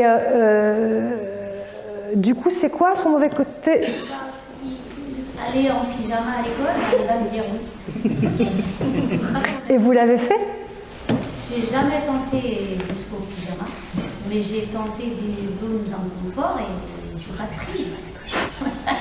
En fait, ce qui est hyper difficile, c'est de lâcher l'intention que notre enfant aille à l'endroit du préconfortable. Et là, dans ce que vous me dites, ce que j'entends, mais peut-être que je me trompe complètement, c'est que vous n'avez pas du tout envie d'aller jusqu'au bout, parce que ce que vous voudriez, et vous me dites si je me trompe, peut-être que je me trompe, hein, ce que vous voudriez, c'est que quand même ne pas en arriver là, comme la maman de Martine, et qu'il finisse par arriver par lui-même. Du coup, si lui, il sent que l'intention, c'est quand même... Vous voyez, si ça reste votre sujet à vous, c'est vraiment une manière de tirer. Donc, moi, je ne peux pas vous dire aujourd'hui avec ce que vous me dites qu'il aime aller en pyjama, vu qu'en fait, il ne l'a jamais fait. Alors, sur la situation du pyjama, c'est vrai que je n'ai pas tenté, parce qu'ils finissent toujours par s'habiller. Mais je l'ai déjà vu aller dans des zones d'inconfort et ça ne gêne pas. Finalement, c'est moi que ça frustre. Du coup, ça ne gêne pas. Et c'est quoi comme zone d'inconfort où vous voulez vraiment aller? Ouais. Ouais. Mais ils n'ont pas le même... Alors, moi, je suis trop dans... Alors, ce qui est vrai, oui, ce qui est vrai, c'est que on peut définir comme un confort quelque chose qui, eux, ne définissent pas comme inconfortable. Ça, c'est sûr. Ouais. Comme comment on fait les devoirs. J'ai des enseignants à droite à gauche. Mais c'est pareil, hein. C'est-à-dire qu'il y a des parents qui, à leur manière, organisés, on a fait rétro-planning, to-do list, machin. Et puis il y a des gamins qui procrastinent, qui font tout au dernier moment. Ça a quand même 14 de moyenne, mais c'est hyper dur de lâcher ça. Et en fait, si ça fonctionne, mais du coup, on va être dans un rapport de force. Oui. Et donc là, en effet, si c'est de ça dont vous parlez, par exemple, je sais pas si c'est de ça. Le brossage des dents. On va leur dire, non, pas de câlin ce soir ou pas de... Ils s'en fichent. Mais vous l'avez fait ou pas? Oui, le brossage des dents. Et donc vous avez tenté en disant, bah moi c'est comme tu veux en fait. Mais vous voyez, ce qui est très très dur, c'est vraiment de se dire que en vrai, c'est faux. En vrai, mais c'est faux. On s'en fiche, tu fais ce que tu veux. Si l'intention ne change pas, si on lâche pas vraiment l'assaut, si on se dit ouais mais il est transparent, il ne le voit pas. En fait les gamins, c'est très bien, voyez. Si globalement il va se positionner dans un rapport de force, bah s'il sent que ça va être important pour vous, vous voyez, en fonction de comment vous allez le dire, bon, eh ben, c'est comme tu veux. Tu veux pas d'histoire, ça ne me gêne absolument. C'est comme tu veux. Vous voyez, là votre corps, moi mon corps crie, va te laver les dents s'il te plaît. Vous voyez? Il faut être froid en fait. Bah froid, ouais, on peut le dire, ouais, neutre émotionnellement, essayer de... Pas montrer d'émotion. Bah c'est en effet nos émotions, c'est l'émotion qui peut dire que mon chéri c'est un sujet pour moi. Et évidemment que c'est un sujet pour vous, hein, pour nous, hein. Non mais carrément là, évidemment. Mais si vous avez un Shetland ou un pur sang, ou un petit poney placide, un petit poney bien... En fait, dites-vous, est-ce que moi, mon émotion se transforme en lasso où l'enfant, il sent que c'est ça que je voudrais qu'il fasse? Et il y a plein de gamins pour qui vous prenez pas la tête, si vous, ça pose aucun problème. On s'en fiche, on peut montrer nos émotions aux enfants, enfin vraiment. Hein. Par contre, si vous sentez que, comme vous allez le dire, et comme, en fait, c'est un tu dois déguisé en « c'est comme tu veux », vous voyez, bah, ils sont pas cons. Le langage du corps est vachement plus fort que les mots. Et ce qui va compter, c'est vraiment de leur permettre, et c'est aussi difficile, pardon, c'est beaucoup plus difficile pour nous que pour eux, de leur faire vivre pleinement l'expérience émotionnelle du fond du pré, sans tirer sur le lasso. Parce que comme je vous disais, s'ils sont au fond du pré, mais qu'on est quand même en train de tirer, en fait, on se prend les reproches. Hein. Parce que ouais, quand même, tu déconnes, c'est ta faute, et machin. Donc nous, on est en train de s'épuiser quand même, est-ce que ça se passe mieux? Et eux, ils ont omis le fait qu'ils ont décidé d'être au fond. Donc oui, neutre, enfin... Vraiment l'idée dans votre tête de dire... Il fait son choix. Ouais, c'est ça. C'est-à-dire que... Je m'en fous, c'est pas vrai, on s'en fout pas, mais je lui laisse 100% du truc, en fait. C'est pas mon sujet à moi, c'est le sien. Et comme c'est impossible de dire ça pour toute la vie, ça peut être intéressant. Donnez-vous un délai. C'est-à-dire que vous dites pas, allez, à partir de maintenant, c'est sûr et certain, eh ben, c'est son sujet. Non, c'est trop dur. Donnez-vous, je sais pas, une semaine, 2 semaines. Vous vous dites, j'ai identifié un lasso, un machin, là. Bon, je vais, comme faisait le papa, c'est pas mon sujet, c'est le sien, 100%. Bah, en fait, il a réussi à le faire parce qu'il s'est dit, de toute façon, ah oui, j'ai oublié de vous dire, on avait réduit à 7 jours, parce que c'était hyper dur de s'imaginer que sa fille ne mange pas à sa faim pendant 15 jours. Donc vous avez dit, on s'appelle en fait dans 1 semaine et on voit ce que ça donne. Et donc c'était un peu moins douloureux pour lui. Et il n'avait pas moins peur en vrai, hein. Mais le pas était un peu moins grand à faire et ça a permis à la petite de vivre l'expérience émotionnelle, de se retrouver face dans la gestion de ce truc. Et donc ça a permis aux parents de tenir, et donc elle s'est rendue compte que, ah bah merde, en fait je suis comme une con, il n'y a personne qui me dit qu'il faut pas, mais sans enlever tous les piquets, hein. Il y avait des piquets, vous vous rappelez, hein. Il y a le début et la fin du repas. Et c'est ça qui a, mais vous voyez, c'est pas facile, hein. Ça vous aide un peu, ouais. Enfin, je dis oui, comme si, dites-moi oui. Non, mais vous pouvez dire non. Il y a des choses qu'on fait dans notre quotidien où on fonctionne comme ça et d'autres moments où on ne devrait plus faire ça. Bah oui, puis quand on est fatigué, quand on est stressé, quand machin, on a juste envie que...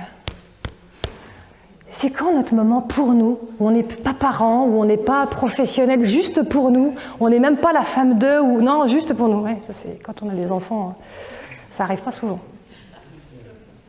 Bah oui, c'est vrai, hein. Ouais. Je crois que j'en ai deux. La première question, c'est comment on gère l'exception, alors qu'elle soit élémentaire ou forcée.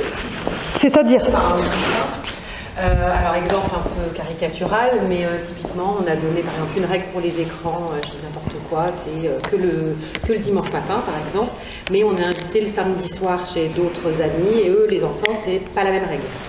Donc, on se dit, on va faire une exception parce qu'on est invité, donc on explique, et là, tu auras le droit. Comment on gère le retour à la vraie règle pour cette frustration? Est-ce que cette exception, elle affaiblit notre position? Ou est-ce que toute bonne règle doit avoir une exception? Okay. Alors, en fait, moi, je ne peux pas vous dire si ça affaiblit. Est-ce que ça affaiblit? C'est vous qui le savez, moi, j'en sais rien. Est-ce que vous avez le sentiment que c'est la galère dans le retour à la maison? Là, moi, c'est ce que je disais à Agathe. Je trouve que mes filles, elles sont super cool, du coup, parce que je trouve que ça se passe vraiment très bien. Mais c'est plus de l'anticipation et des témoignages que je peux voir qui me permettent de poser cette question-là. Ouais. Est-ce qu'on est OK aussi à mettre une exception toujours avec cet exemple des écrans? C'est par exemple toujours que le dimanche matin un petit peu, mais là on est mercredi, t'es malade, t'as la grippe, c'est OK, parce que nous aussi on aime bien être devant une série quand on est malade. Mais est-ce que du coup ça affaiblit notre posture? Ça dépend vraiment de la... Vous entendez en fait? Ouais. Des fois oui, des fois non. Et vous allez vraiment regarder les effets. C'est la vraie vie, ça, ce dont vous êtes en train de parler. Hein. C'est-à-dire qu'on a un cadre et on dit que les écrans, c'est comme ça le samedi, c'est comme ça le dimanche. Et évidemment que quand on part ailleurs, pour moi, du coup, c'est pas une exception. C'est qu'on n'est pas dans le cadre de la maison. Et on peut ne pas le dire en exception, c'est-à-dire qu'en effet, c'est comme quand on est à table, il y a des familles pour lesquelles c'est hyper important de rester à table tant que le repas il n'est pas terminé. Bon, quand on va faire le repas chez mémé, comment vous dire que le machin, ça dure 3 heures? Vous voyez, on ne fait pas une exception. On est juste en train de dire que là, c'est carrément un autre fonctionnement, en fait. Donc, ce serait le premier truc que je voudrais vous dire.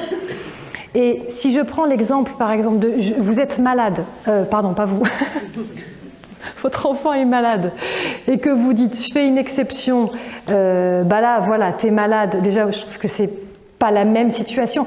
Là, ce que je vous dis, c'est la situation donnée, en fait. Une situation précise, c'est la semaine, c'est le week-end. Donc, mais ce n'est que des mots, ce ne sont que des mots. Donc, on va dire que, exception ou pas exception, tu peux regarder un dessin animé, t'es hyper mal, donc évidemment. Et puis moi aussi, ça me permet de me poser, on n'a pas dormi de la nuit tous les deux. Vous allez regarder ce que ça donne après. Ça peut tout à fait être hyper adapté, et il n'y a que vous qui pourrez le dire. Parce que du coup, ça a apaisé tout le monde et que ça a permis à chacun de... Voilà. Et puis, je pense à des situations où c'est difficile pour l'enfant d'aller à l'école et qu'à chaque fois qu'il n'y va pas, en fait, il se démuscle dans sa capacité à relationner avec les autres, etc. Et que du coup, ça devient un moyen d'être malade, d'obtenir le droit, entre guillemets, plein de guillemets, de ne pas aller à l'école, d'avoir un temps avec maman et d'avoir un temps pour les écrans. Vous voyez, c'est une situation hyper précise, et là, on va voir avec le temps que là, c'est pas, nous, ça nous aide pas et ça aide pas l'enfant, en fait. Mais c'est pour ça que je vous ai dit à plusieurs reprises, il n'y a pas de mode d'emploi, il n'y a pas tout ce que je vous ai dit ce soir, c'était propre exactement à chaque situation que je vous ai racontée.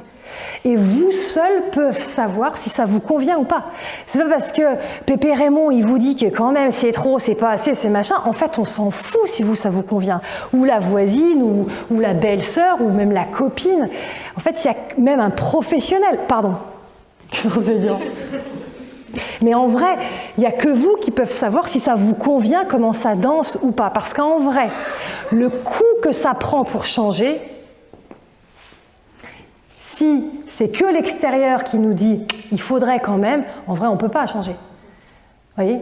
Il y a quand même un vrai calcul qui se fait inconscient entre « je souffre suffisamment », j'en chie suffisamment, pardon, pour mettre en place quelque chose et pour... et ça va être coûteux, en fait, pour que ça s'apaise. Mais si ça ne souffre pas beaucoup, voilà, on reste dans un truc qui, au final, vous convient mieux que de changer. Donc, ça dépend. vraiment la réponse. Normande. Je voulais parler on a parlé du rapport entre le parent et l'enfant, mais souvent il n'y a pas que l'enfant, on vit en famille. Et quand on laisse, moi j'ai essayé par exemple mon fils le matin, c'est galère pour aller dans la salle de bain, donc je lui dis si t'es pas prêt, fais-le. Donc je le laisse dans sa zone. Sauf que à côté j'ai d'autres enfants qui doivent utiliser la salle de bain. Et comment on peut gérer la fratrie. Laisser ou quand la frustration, ok t'as le droit d'être en colère, mais là tu embêtes tout le monde, est-ce que t'as le droit d'aller dans ta chambre? Comment on peut gérer avec la famille? Alors là, du coup, il y a plein de trucs. D'abord, vous avez parlé de... Je regarde les petits loups là qui font leur vie, c'est très bien. Pardon, je regardais les enfants. Vous avez dit premier truc, oui, la salle de bain, parce que du coup, il met des plombs à s'habiller et ça empêche les autres d'aller dedans, parce que genre, par pudeur et tout ça, il faut être tout seul dans la salle de bain, c'est ça le problème? Ouais. Et du coup, la personne, l'enfant qui voudrait être tout seul, il fait quoi? Il vire son frère ou pas? Il fait quoi? Ce serait peut-être bien de lui dire. Il fait quelque chose, celui qui est empêché d'utiliser la salle de bain? Il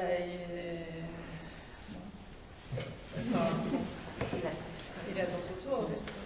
Donc il peut générer un peu d'inconfort, parce que lui, la seule personne qui fait l'inconfort, du coup, c'est celui qui est privé de salle de bain, alors que, en fait, il est...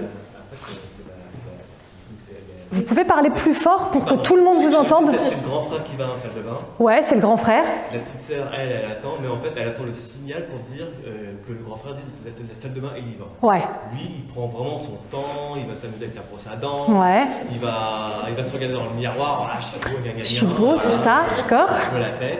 Ils ont quel âge, vos deux enfants? 9 ans et 7 ans.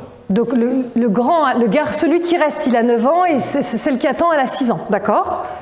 Donc effectivement, nous, de l'autre côté, on dit prépare tes affaires pour ce matin en attendant. Elle le fait ou elle ne le fait pas. Moi, je le fais. Et quand il n'y a pas de fois, c'est bien, on ne le fait pas. Et donc du coup, effectivement, le seul truc qu'on a après, nous, le levier qu'on a, c'est d'aller le voir pour un peu le presser. Pour dire attention, il y a du monde qui attend derrière, tu n'es pas tout seul dans la maison. Aussi, à 8h, on doit partir, tous ensemble. Donc déjà aussi, on lui pose aussi ce cadre-là de l'horaire. Et vous partez bien à 8h tous ensemble? Oui. Ouais, d'accord. Et d'accord.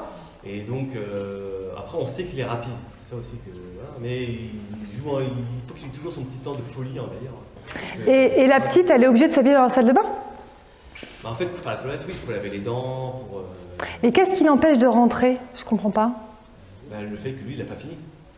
Mais si elle rentrait, il se passerait quoi? Parce qu'en fait, lui, après, on a instauré aussi un rôle de pudeur aussi. Ouais, mais du coup, s'il veut dans l'inconfort, il a qu'à se manier les fesses, j'ai envie de vous dire. C'est-à-dire que s'il veut qu'on respecte sa pudeur, on va dire, t'as besoin de combien? En gros, t'as 10 minutes. Et alors, donc elle rentre, du coup. Oui, mais justement, nous, on essaie d'instaurer justement que... Oui, mais lui, il s'en fout, mais pas elle. Et pas elle. Ah, voilà. Mais du coup, elle pourrait... Ah oui, et elle est... Pardon, je suis désolée, je suis dans les détails, mais... En fait, elle nous suit de la pudeur. D'accord, mais du coup, le matin, elle se met nue pour s'habiller ou c'est juste qu'elle se lave les dents dans la salle de bain? Ou est-ce qu'il y a la question de pudeur, en fait, là le matin? Oui, elle se met nue. D'accord, mais elle pourrait s'habiller ailleurs, du coup? Oui, mais sauf que du coup, il faut qu'elle fasse la toilette avant. Parce qu'elle se lave le corps le matin, c'est ça, en fait? Ah, merde. Oui. Il y a un grand frère. Monsieur a une idée? Qu'elle passe avant? Ah oui, sauf que... Très rapidement, donc il est pris le premier. Donc, du coup, il a largement le temps quand même de faire sa toilette et de laisser après de laisser la place pour qu'elle puisse prendre le relais. Extension de maison, agrandit le pré. En fait, il y en a un qui est speed et l'autre qui est vraiment plus lent en fait. Non, mais moi je tenterais quand même d'autoriser la petite à dire quelque chose, parce que lui, il est dans je prends toute la place, je fais mes étirements le matin, tac, tac, tac. Il se passerait quoi si la petite, elle rentrait en disant écoute, tu commences un peu à me fatiguer, je te mets dehors, quoi. Qu'est-ce qui se passerait si parce que quand vous y allez, il sort. Non, ça ah bah alors alors comment elle fait, elle, du coup, s'il sort pas? De quoi? Eh ben c'est très bien, mais qu'elle l'envoie bouler. Lui, il l'envoie bouler. Bah alors... Non, c'était surtout de dire que oui, des fois, de le laisser dans son inconfort à lui. Bah, c'est pas son inconfort à lui, là, vous voyez. Là, en fait, c'est une histoire de cadre qui est peut-être un peu trop large. Et là, pour le coup, lui, il génère de l'inconfort pour les autres, mais en fait, lui, il n'est pas dans l'inconfort. Donc, on peut aussi rétrécir le cadre en disant, même ce que vous disiez, monsieur, tout à l'heure, c'est-à-dire que ta sœur commence et toi, tu as accès à la salle de bain à partir de telle heure. Vous voyez ? Et de lui générer de l'inconfort. Et s'il décide de faire ses étirements à que 10 minutes, eh ben, en fait, il sera dans l'inconfort de devoir se speeder et de partir avant. Et peut-être que, clac. Mais vous voyez, c'est une histoire de cadre, en fait, là. Lui, il faut que lui ait de l'inconfort. Il n'a aucune raison de changer aujourd'hui parce que c'est pas lui qui l'est.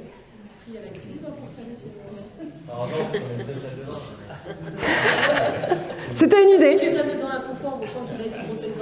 Ah oui, ou se laver les dessous le bras, tout ça va être chiant avec la machine, la vaisselle, ça peut produire. Oh, on est chiant. Non mais en tout cas c'est ça, c'est que lui générer de l'inconfort à lui en modifiant ces règles-là. Pour qu'en effet il s'adapte et qu'il est dans le pré, et ça crée de la règle et ça peut rétrécir le cadre quand on n'est pas tout seul dans la famille en vrai, exactement.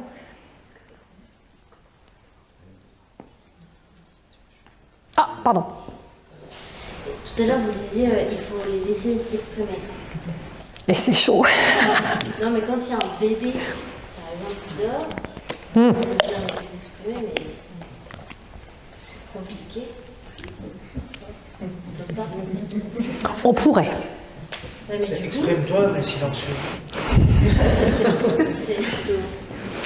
Et du coup, c'est problématique ou pas? Oui, ça la frustre. Ah oui, parce que du coup, elle peut pas S'exprimer. Ben oui, puis en plus, c'est de la faute du bébé. Donc ça doit bien l'énerver, ça, en plus. Si on lui dit, chut, il y a bébé et tout ça, là, ça doit encore plus s'énerver. Peut-être lui demander gestuelle. Non, bah, vous pouvez tenter. Je ne sais pas. Là, honnêtement, je vous propose la peste ou le choléra. Vous voulez quoi? Les deux? Ah, vous êtes courageuse. Non, en vrai... Moi, je suis pas d'accord. C'est madame qui décide, c'est trop tard, c'est fait. Bon. Oui, en effet, là, soit il y a des bébés qui naissent dans des fratries où ça pue et ça dort quand même. Et plus on habitue un enfant au silence, et moins il arrive à dormir quand il y a du bruit. Mais j'entends comment c'est compliqué. Hein. Ça, je dis ça comme ça, moi mes enfants sont grands, tout ça, c'est fait, clac, clac. C'est hyper dur, on est d'accord. Hein. Mais en tout cas, si vous voulez que ça s'apaise au niveau de votre petite, ne surtout pas faire le lien entre le fait qu'elle ait à se calmer et son petit frère ou sa petite sœur, parce que ça rajoute de la frustration. En gros, c'est de sa faute, quoi, vous voyez. Et il n'y a pas 50 000 manières que de la laisser. C'est pareil, si elle sent que c'est important pour vous, qu'elle se calme et qu'elle se taise et qu'elle se contienne, c'est comme si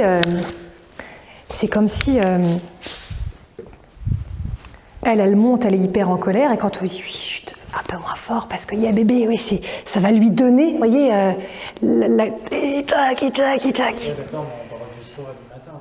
Du soir à 6h, 7h et du soir tard. Donc ça veut dire que votre petite, enfin votre grande, elle crie comme ça le matin et le soir? Non, mais elle va chanter, elle va... Ouais, c'est devant la porte. Ah, pour faire exprès? Et juste Pour vous faire réagir? Voilà, peut-être. Elle a trouvé son distributeur à bonbons, peut-être. Non, mais on les aime, mais ils sont terribles quand même. Si en fait elle sent, je sais peut-être pas ça du tout, hein, mais si elle sent qu'elle obtient de l'attention, et c'est possible quand un bébé arrive dans une nouvelle famille, enfin dans sa famille, pardon, il y a cet enjeu d'attention, le truc de... Et donc si elle sent que quand elle met une pièce, pim, le bonbon tombe, bah elle continue à mettre la pièce. Et si en effet, obtenir votre attention, c'est faire « Alors, tu dors ou tu dors pas ?» et puis essayer de... Vous voyez, bah, elle va continuer à le faire. Je ne sais pas si ça vous parle, peut-être que c'est pas ça du tout. Mais ça voudrait... Le monsieur dit, c'est pas vrai. On n'aurait jamais dû venir.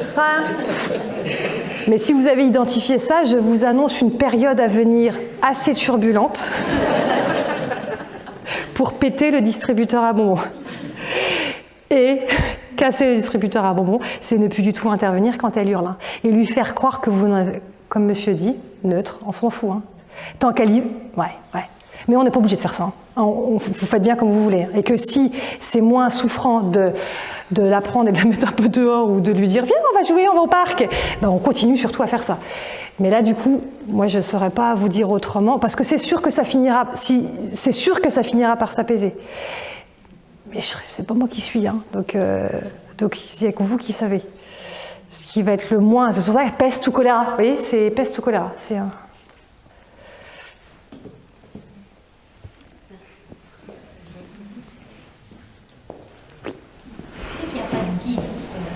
Avec des âges spécifiques, mais est-ce qu'il... Vous pouvez parler plus fort un petit peu?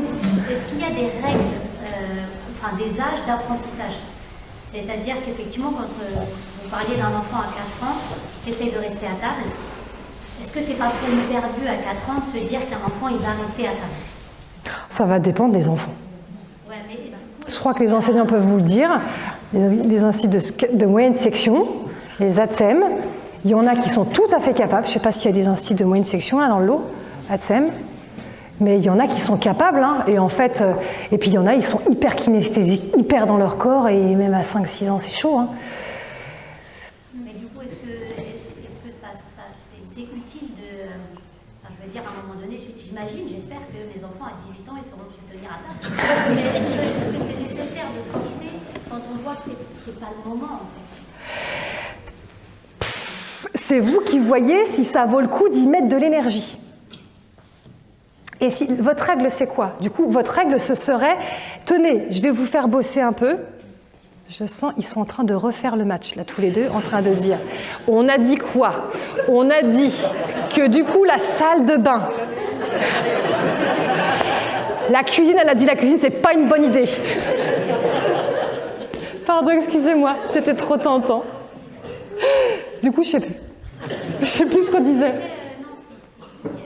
Ah oui, c'est bon. J'ai raccroché les wagons. Ce serait... Vous avez entendu? Bon, vous n'avez pas entendu. Reprenez votre conversation, il n'y a pas de problème. Quelle règle on pourrait donner à un enfant si on veut qu'il reste à table pendant le repas? Comment on pourrait donner la règle et une règle sur laquelle on peut faire tenir?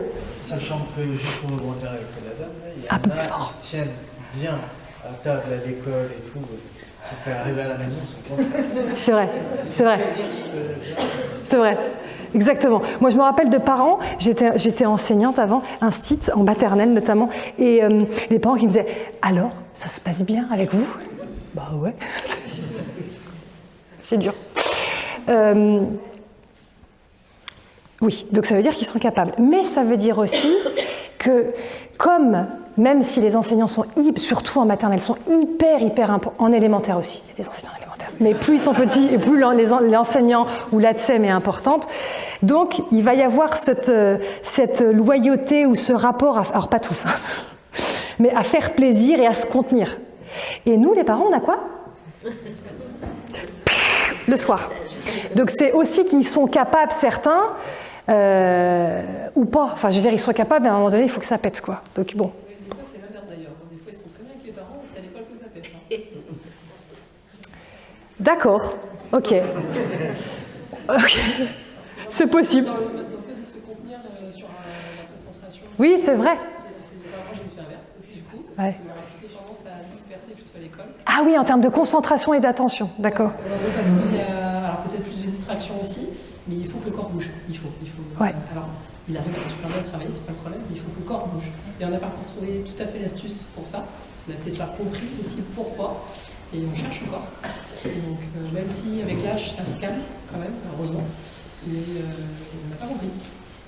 Mais il y a des gamins qui fonctionnent comme ça, qui mettent en place leur intelligence, ça c'est hyper dur, en étant dans le mouvement, quoi. Bon, en effet, c'est pas toujours... J'ai pas du tout répondu à la question. Non, on est d'accord? Dans une fratrie, on fait comment? Parce que... Je sais plus la question. S'il est à table, quelle énergie j'ai envie de mettre avec mon enfant pour lui fixer des règles ou des limites? Mais si c'est une fratrie, je peux pas dire à lui, oh, j'ai pas envie de gâcher mon énergie avec toi. Entre guillemets, je ne le dirais pas comme ça. Toi, tu comptes pas, tu m'embêtes. Voilà. Ok. Et il y en a deux autres qui me regardent et qui, eux... Alors oui, il est vrai que pour être à table, ça peut être pas mal d'avoir la règle pour tous. Mais si vous vous dites, il y en a un, il est fini, de toute façon, j'attends plus rien. Toi, allez hop, j'attends plus rien de toi. Non, je rigole. Mais en effet, ça va être bien plus simple, ça va pas du tout être compréhensible, sauf s'il y en a un qui est plus petit, et encore ça énerve les grands, ouais, il est plus petit, là-bas, ça énerve à fond. Donc, c'était quoi? J'avais posé une question. C'est quoi la règle qu'on peut poser pour se dire que l'enfant, il reste à table? Comment on peut la dire? Voilà, donc la règle c'est quoi? Ça c'est une menace du coup, mais la règle c'est... Ouais, quand on sort, on a fini. Comment vous avez dit, vous pouvez me redire? Si on sort de table, il faut manger. C'est ça, c'est-à-dire à partir du moment où tu sors de table, le repas il est terminé. Voilà, ça veut dire que si on veut manger, on est assis. Quand on veut manger, en fait, c'est qu'on est assis. C'est précis ça, ok? Alors, ça peut être un peu conflictuel pour le faire, hein, respectez. C'est pour ça qu'il faut avoir de l'énergie, parce qu'il faut empêcher son enfant de manger le quignon de pain. Donc, pour répondre à votre question, si vous avez l'énergie, et c'est une règle importante pour vous, bah, ça veut dire qu'à partir du moment, et lui dire, c'est-à-dire tu fais comme tu veux en fait, tu peux sortir de table, mais à partir du moment où tu sors de table, le repas il est terminé. Ça c'est la partie facile. Et la partie plus difficile, c'est quand il revient de table en ayant les, vous savez, comme ça. Maman, j'ai très très faim, j'ai un mal au ventre après, tout ça. De tenir. Donc c'est vraiment une histoire de est-ce que je veux ou pas. Oui.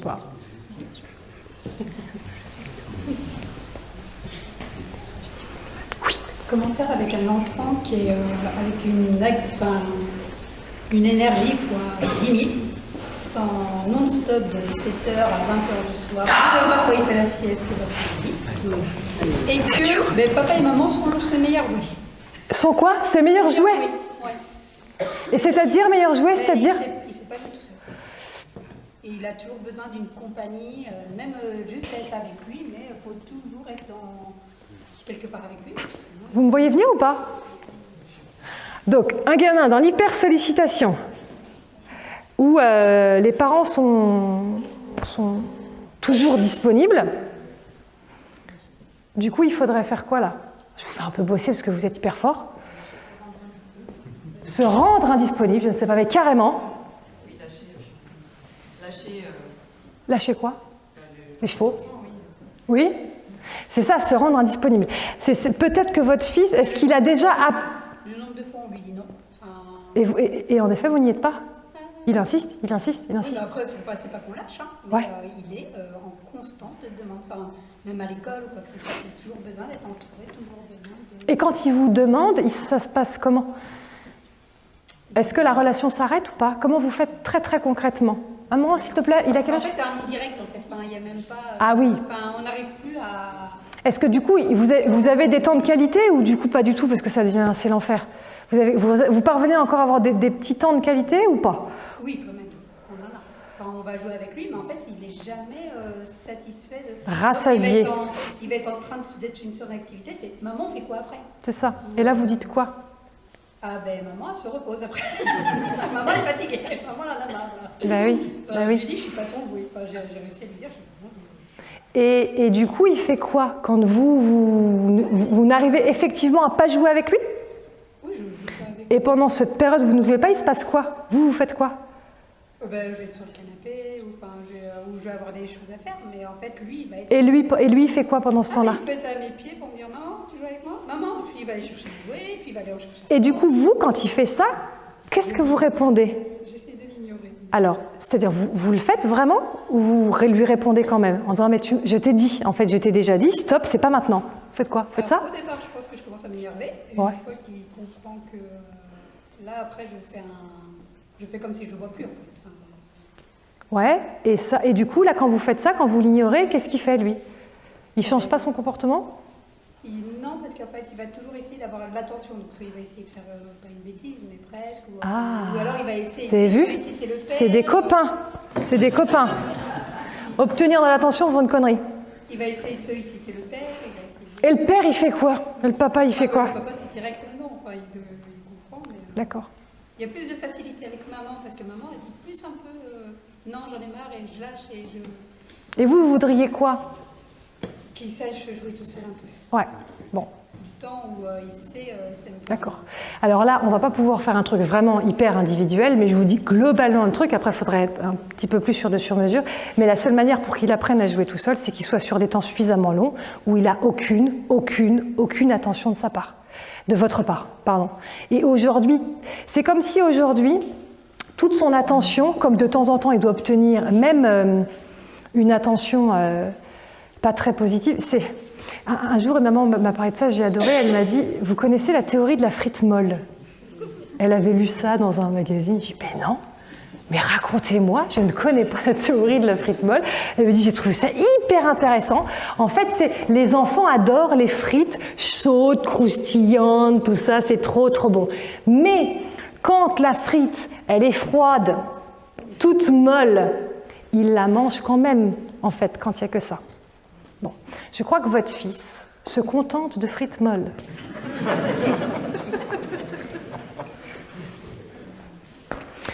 Il faudrait plus rien lui donner du tout. Plus rien. C'est-à-dire qu'on met un casque anti-bruit.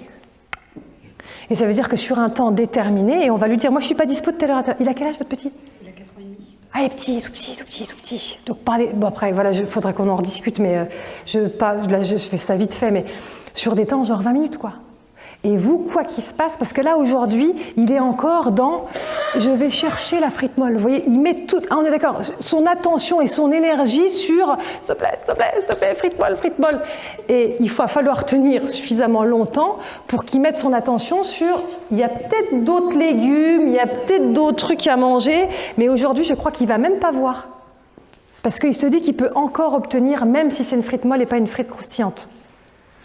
Je vous le dis comme ça, un peu à la grosse, mais il faudrait organiser des temps et en lui disant, pendant tant de temps, et tant que ce temps-là, en fait, il n'a pas, un quart d'heure par exemple, il n'a pas détourné le regard à faire autre chose et à pas vous avoir tiré, vous savez, tiré la manche, bah, c'est un quart d'heure de plus.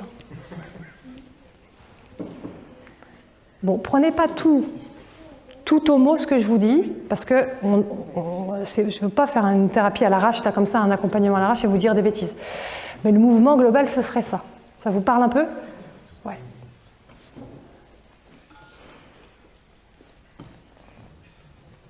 Vous êtes patients les petits loups, là, dis donc. C'est sympa, hein? Hyper sympa. Mais il est bien, là. C'est nickel, c'est pas inconfortable.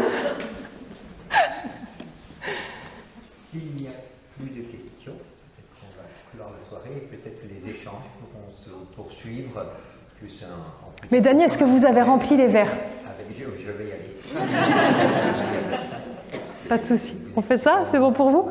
Mais je vous remercie en tout cas. Merci à vous.